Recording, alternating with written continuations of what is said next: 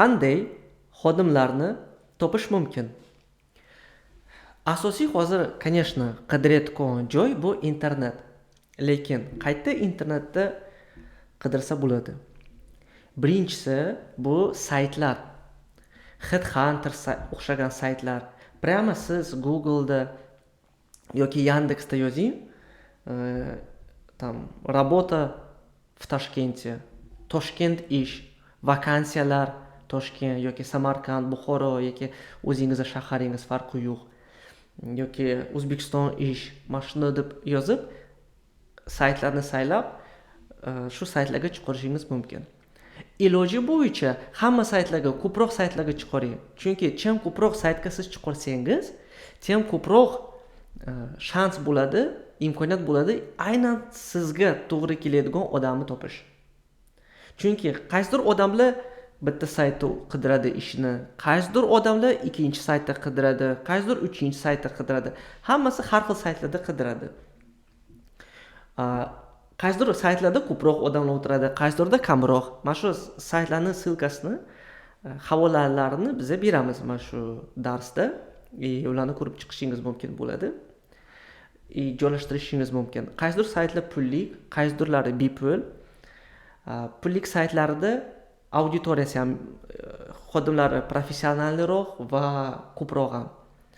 No, agar pul muammo bo'lsa, to bepullardan ham boshlashingiz mumkin. Saytlarda tashqari bu chatlarda, Telegram chatlar, Telegram kanallar, bundan ham bepullari ham bor, pulligi ham bor. Siz ko'rishingiz mumkin hammasini. Значит, Telegram kanallar ko'pinchilari pullik bo'ladi, ayniqsa ularda agar obunachilar ko'p bo'lsa. Lekin pullik bo'lgan taqdirda ham siz ko'ring, shor bo'lishingiz kerak, chunki ba'zi odamlar o'zini Telegramini nakrutka qiladi. Obunachilarni nakrutka qiladi, qimmatroq reklamani sotish uchun.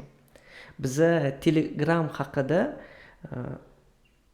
marketing modulda aytib o'tgan, reklama modulda, shu modulda ko'rishingiz mumkin, qanday qilib Telegram kanallarni va chatlarni tahlil qilish mumkin.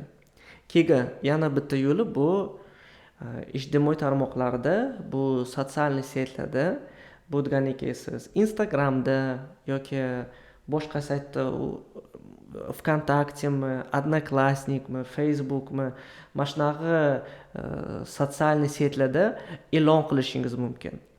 Ushbu sotsaytlarda ulardan ham guruhlari bo'ladi, ulardan ham kanallari bo'ladi, Telegramga o'xshab. Shu kanallarda joylashtirishingiz mumkin. Ulardan ham bepullari bor, pulligi ham bor. Yana siz o'zingizni profillaringizda joylashtirishingiz mumkin. Bu deganiki siz stories chiqarishingiz mumkin, post chiqarishingiz mumkin o'zingiznikida, do'stlaringizga yoki o'zi bor xodimlarga siz iltimos qilishingiz mumkin, чтобы ular ham mana shu sizni e'loningizni repost qilsin o'ziga.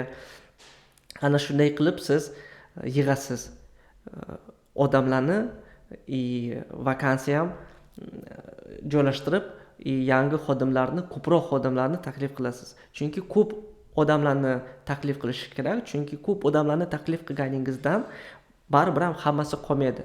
Kimgadir sizni ishingiz yoqmaydi, kimdir sizga naborot yoqmaydi, kimdir ishni boshlasa ham keyin bilasizlar, что bir bo'laringga to'g'ri kelmaydi.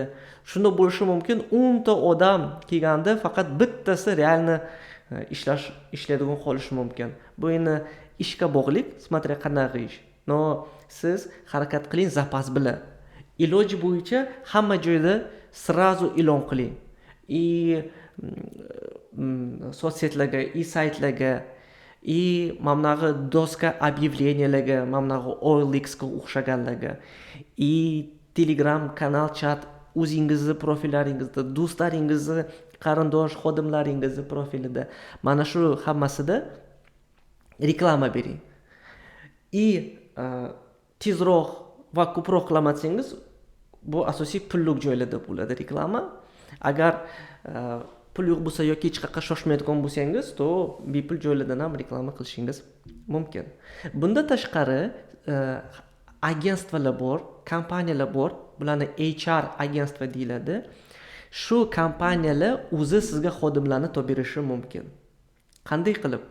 Siz ularga aytasiz, menga mana shunaqa xodimlar kerak, mana shunaqa bilim bo'lishi kerak, mana shunaqa tajriba bo'lishi kerak, mana shu hammasini aytasiz. Ular sizga aytadi narxini, что mana shunaqa xodimni topib berish mana shuncha narx bo'ladi deb. Siz o'zingiz e'lon qilmaysiz.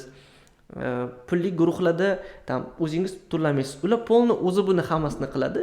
Siz ularga, bu odamlarga faqat rezultatga to'laysiz.